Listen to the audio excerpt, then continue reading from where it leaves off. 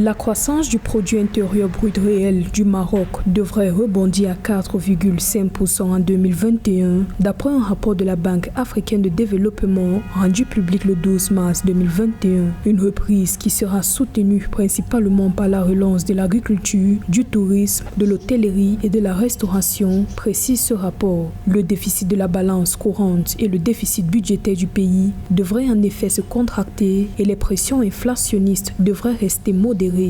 Néanmoins, le pays est confronté à d'importantes inégalités sociales, à des disparités régionales en matière de développement économique ainsi qu'au chômage des jeunes. Repenser le modèle de développement pour favoriser une croissance inclusive est la mission assignée à la commission spéciale nommée par le roi Mohamed VI. Le rapport de la Banque africaine de développement indique que les exportations de pièces automobiles ainsi que de phosphates et dérivés devraient se renforcer à court terme avec l'augmentation de la demande mondiale.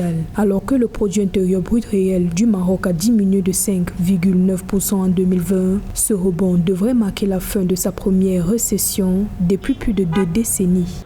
Le problème, c'est de contrôler le rebondissement. Parce que le rebondissement risque d'être nuisible s'il n'y a pas une appropriation et si on n'a pas bien apprivoisé les lendemains du post-Covid. Donc, ce qui fait qu'une économie comme le Maroc compte sur le tourisme, le secteur agricole, le secteur industriel. Ce secteur a été complètement étouffé pendant des mois et ce secteur va absolument demander plus de ressources, plus d'attention et bien sûr un souci de gouvernance, parce que la gouvernance, c'est ça qui va permettre d'intégrer les différentes formes de mise en valeur des lendemains post-Covid. Notons qu'en septembre 2020, le Maroc a émis une obligation d'1 milliard d'euros, ce qui a permis de renforcer ses réserves de change, représentant environ 8,1 mois d'importation et 3 fois la dette due à court terme.